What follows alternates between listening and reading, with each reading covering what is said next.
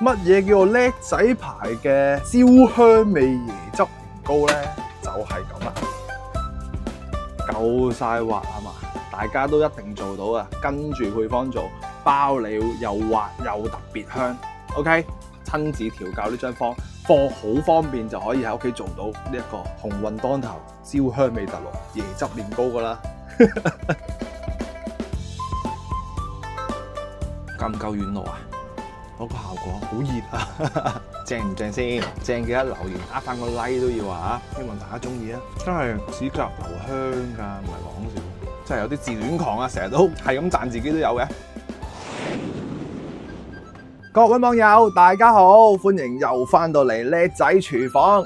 嗱，挨年近晚啦，係時候學定蒸糕㗎啦。咁我哋今次咧就會整一個家庭版，成功率特別高嘅一啲年糕啦。咁啊，呢個係椰汁味嘅。咁其實當中咧有啲人失敗嘅原因係咩咧？軟奶奶傾唔到糕啊嘛。所以就此咧我就改良咗啲方便大家稱之餘咧，仲會成功率大大提高嘅。咁我哋材料唔多，即刻咧講咗啲嘢先，咁會減少咗好多空間嘅。嗱，咁我哋所需嘅材料有3種粉啦，糯米粉、燉麵同埋呢一個鷹粟粉。咁我哋份量好簡單啦，呢度咧300克嘅一個糯米粉。咁點先為之300克咧？好好記嘅，一包糯米粉為600，減咗一半300，係咪好好記啊？咁啊，燉麵做一啲蝦餃啊，軟糯水晶型嗰個狀態咧，所以我哋就要撈一隻叫燉麵嘅粉。咁啊，呢包粉8蚊雞，一包咧就200克。咁我哋呢一度只需要半包100克。咁啊，如果有啲高手咧，中意稱到佢55克啊、35克啊咁樣嗰啲咧，咁你就自己去揾翻啲食譜。我特登去編到啲嘢係容易稱出嚟，大家容易做到啊嘛。咁呢個係咩？大家都好熟悉嘅鷹粟粉，我就用呢個嚟替代。咁成功率嘅關鍵咧，其實鷹粟粉係一個好大嘅要素，因為咧糯米粉比較上係軟糯啲，冇咁容易凝固，而鷹粟粉咧就會實淨啲，就方便碼得住個糕啦。咁呢度咧所謂嘅3-1-1粉就係呢一堆嘢啦。咁我哋搞咗啲粉先啦，有啲技巧㗎。撈粉最緊要係咩咧？其實我哋喺啲餅佬啊，即係啲酒店嗰啲餅佬咧，都係咁教嘅。咁啊，你想將幾隻粉咧撈埋一齊，最緊要咧就係一個大啲嘅空間啦，同埋有個格西先。咁點解我會撈咗粉先咧？其實次序嚟講應該做咗個糖先嘅，但係我由於咧太過多兜啦，咁我哋梗係做咗佢先啦。嗱，先用糯米粉倒咗落去先，落咗落去，咁你未落去啊嘛，咁啊喺呢度直接咧掃埋啲粉落去。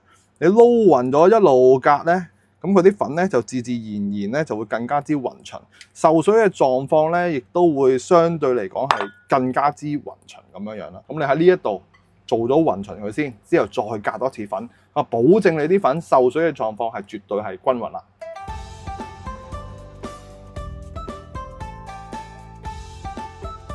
甚至乎我哋有時有啲生粉咧起咗粒咧，我哋都可以咁樣去篩翻佢出嚟啊嘛。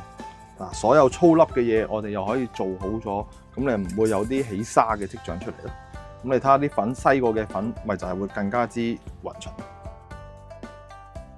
撈勻咗我哋呢個3色粉之後咧，個成功率包保你大大提高啦，起碼唔會有啲硬到，有啲凝固唔到先啦。呢啲係餅佬嘅做法啊，撈粉呢一方面。咁跟住我哋就要準備2塊糖啦，糖我哋以1塊為標準啦。咁啊呢度有1塊嘅金黃片糖，1塊咧叫真誠蔗糖。咁我哋以1塊嚟做標準，點解咧？其實好多方話150克、300克啊咁樣樣。咁其實兩隻嘢加埋一齊咧就166克，我就稱過俾大家睇。咁啊，最主要兩嘅糖咧有咩好處咧？其實個色咧唔會話咁深色先嘅。我哋呢一款，咁我哋之後咧就準備多400毫升嘅自來水，我哋即刻埋爐先。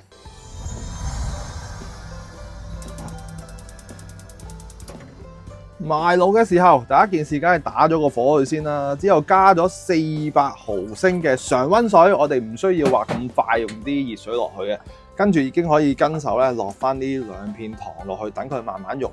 咁我哋有啲咩技巧喺裏邊咧？我哋盡量咧都較翻個中火就算啦，我哋唔好咧係咁用個大火係咁煲佢，搞到佢乾水啊！咁我哋用翻個中火嚟去慢慢溶咗啲糖先，咁就 OK 啦。千祈唔好大火，少咗水又差好遠。同埋咧糖咧，你小心啲會黐底喎。你可以拍開佢幾粒先落去嘅。咁因為我實在太有心機啊，我會慢慢睇住佢咧，慢慢用，慢慢搞佢，咁啊保證你啲糖咧唔會話黐底啊咁樣樣咯。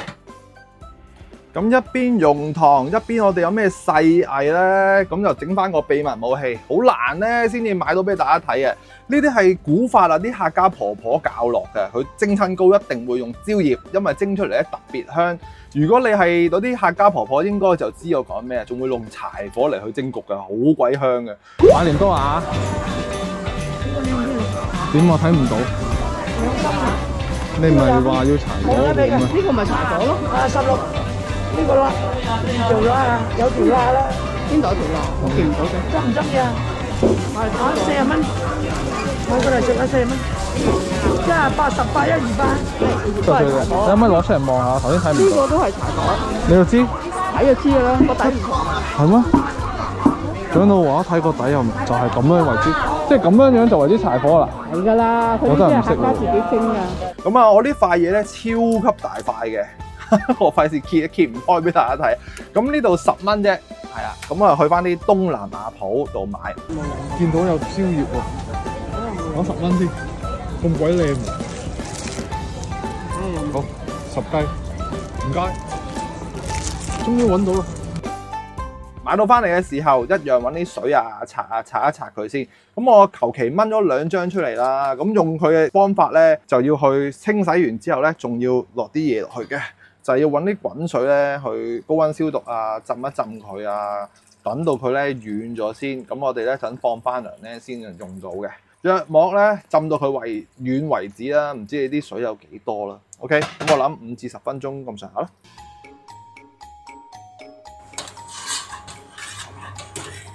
好快脆，我啲糖已經溶晒咁滯啦。我啱仲見到稍為有少少粒嘅啫，咁啊唔使話太大火。你見我咧都冇話去江水冇剩嘅。咁之後我哋即刻咧計翻條數俾大家睇咯喎。咁啊呢一塊蕉葉就同我哋溶糖嘅時間一樣，大概真係5分鐘到就可以去到呢個地步。咩地步咧？接得埋，唔會話壓起啲邊啊。咁你一陣咧中意點樣裁咩形狀都 OK 啊。而家軟身啊嘛，唔會話彈起啊嘛。咁又夠晒乾淨啦，咁真係5至10分鐘搞掂噶啦！你一烚出嚟啲嘢都有啲白色嘅。咁呢一個步驟咧，我哋就要將呢啲蕉葉咧揾翻條乾爽嘅毛巾，將佢嗰啲水分咧都要抹翻走佢，我哋先攞嚟用，先至再去裁你個 size。咁另一方面咧，我哋隔離呢啲糖咧要攤到佢去到常溫咁上下啦，甚至乎微暖都冇問題嘅。咁但係而家出晒煙咧，我哋就用唔到住，咁我哋攤到佢常溫先。一邊咧，我哋就一路抹呢張蕉葉啦；一邊咧，你睇翻你自己嘅器皿，點樣可以裁一啲蕉葉落去墊底，咁就 OK 啦。咁呢啲黑邊咧，我哋都唔要。咁我嘅勞作咧就做成咁嘅，咁啊最緊要綠色咧，即係有個立面咧向翻裏邊，咁啊個葉底咧向翻出邊，咁你甩嘅時候咧就自然好甩，同埋咧就會有陣香味出嚟噶啦。咁啊呢破口咧記得自己攝一攝佢，盡可能。不過我哋一陣咧都會做多少少手腳落去，令到佢咧唔會話黐住個帽，都會好容易出嚟嘅，都要有啲心機㗎。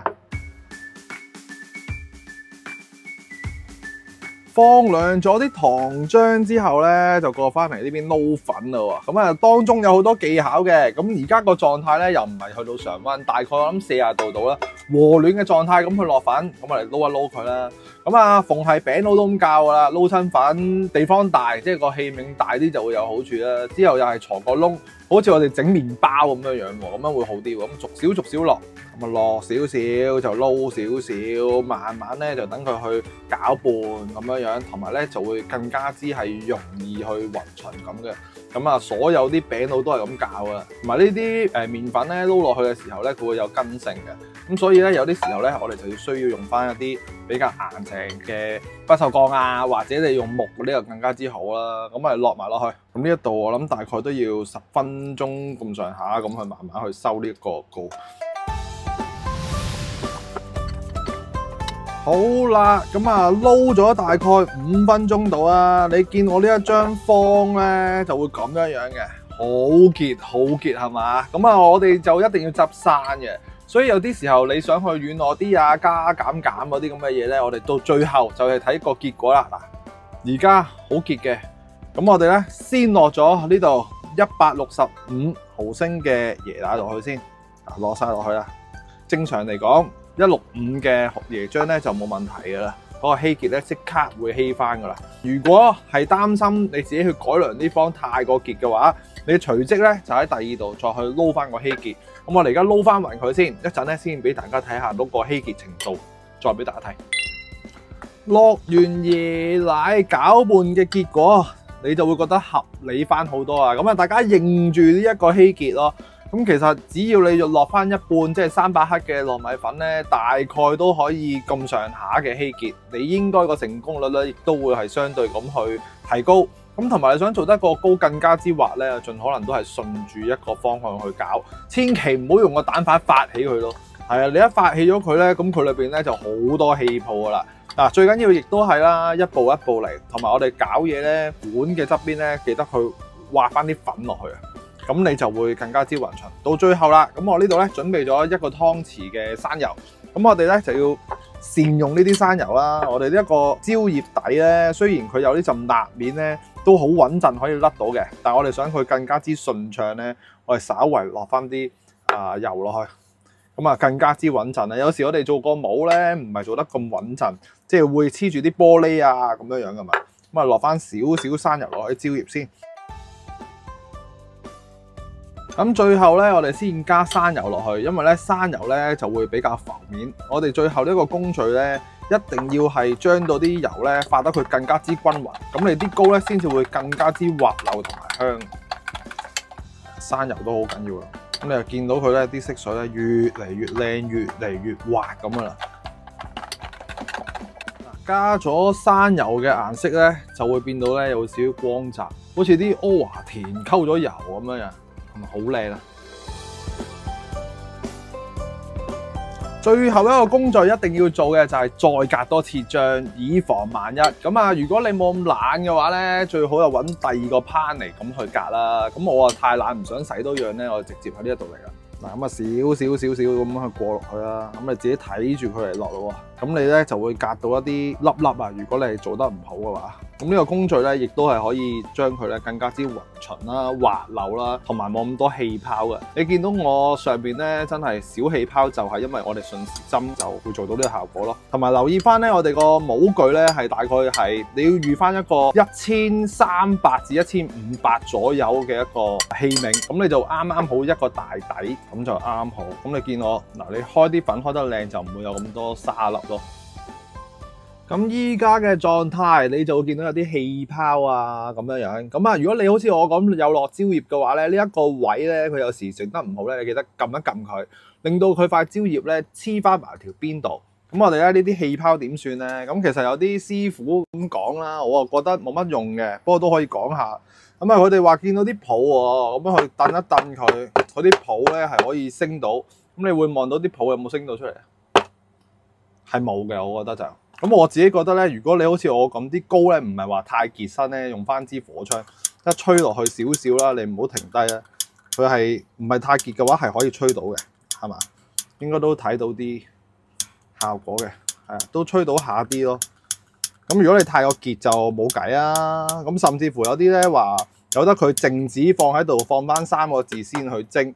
咁我相信咧啲粉咧會聚咗底嘅。因為始終咧佢係啲粉聚底，個底就會好硬，所以我哋用暖漿嘅好處咧就係未擎太凍之前去撈咧，就係唔想等啲粉聚咗喺底，咁你個底咧就會比較硬身啲，冇咁軟糯噶啦。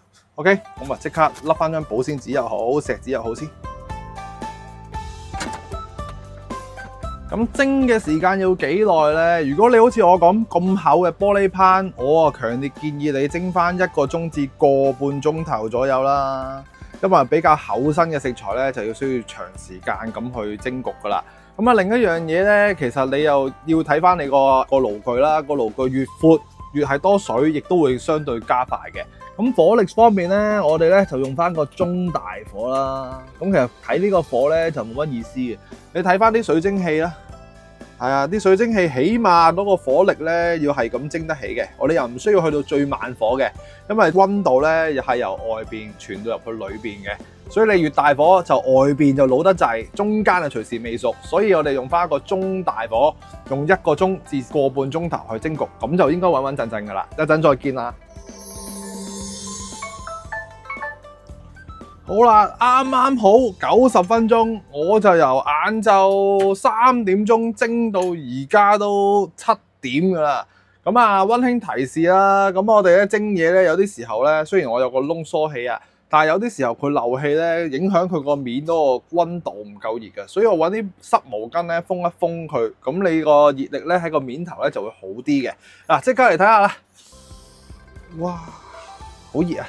咁你而家咧即刻會見到佢啦，睇咧就係睇呢啲啊，唔係人噶嘛，又話1日之後幾個鐘頭之後，你一即刻開，咁佢咪即刻索翻啲空氣入去抽真空咯。咁呢個時候我哋梗係開一開嚟望下啦，睇下佢凝唔凝固到先。嗱，而家咧正常就軟糯啲嘅，聞到一陣焦香味。咁我哋咧準備翻一隻呢個溫度計啊，插俾大家睇。我哋揾個最硬嘅位置，同埋咧燒近鏡落去先。你望唔望到佢係咪好滑啊？都好滑噶，同埋咧啲顏色咧經已係變晒色噶啦。咁我哋咧即刻喺中間，因為中間咧係最難熟嘅地方。如果佢中間索得住條針，而佢咧又冇粉漿咁樣黏出嚟，咁咪成功咗噶啦。咁而家咧未凝固得晒嘅，咁你要攤翻凍佢咧，咁佢就好正。而家超級香。咁我哋挨年近晚，咁啊去親酒樓食都係咁啊，整翻粒好完美又大粒嘅紅棗啦，咁啊插翻住佢呢度，咁佢咧就定咗型咧，佢就會索喺裏邊。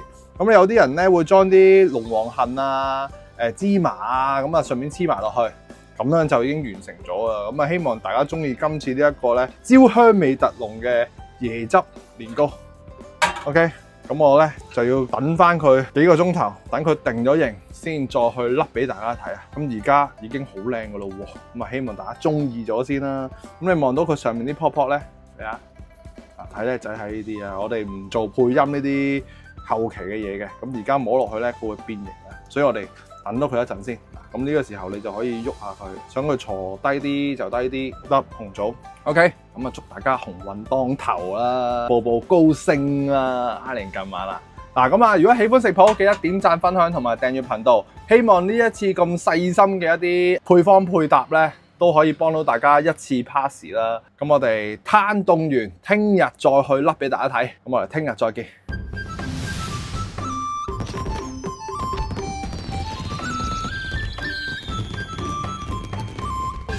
叻仔祝福大家馬年大吉，新年快樂啊！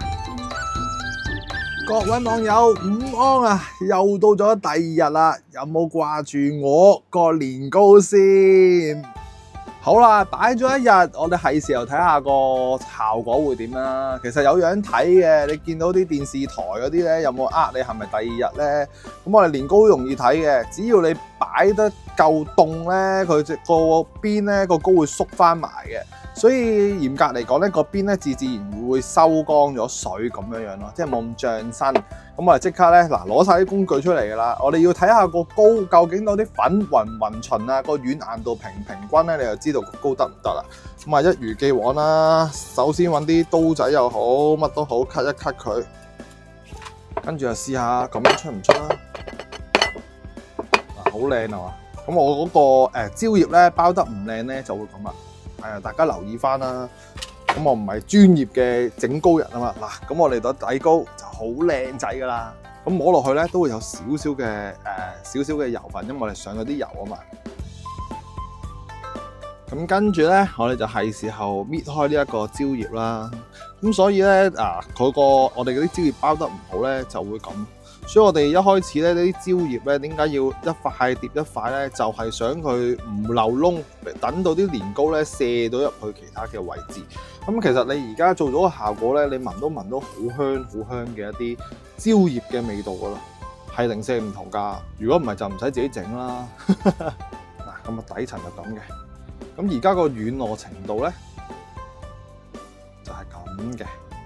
咁切嘅時候啦，嗱，咁啊，我哋先望一望個面啦。你見佢咧有輕微嘅油光嘅，咁就係呢啲我哋加油嘅好處咯。咁呢底糕咧成本我諗30零蚊到啦，而家出邊起碼都百零蚊噶啦。咁個軟硬程度非常之咁靚嘅。咁我自己咧就食唔到咁多嘅，所以我就切住最緊要嘅位置俾大家睇啊。咁啊，切啲年糕咧最緊要把刀咧濕濕地，唔會話咁容易黐刀。咁我就會留翻個釘啦，同埋咧啲靚糕咧。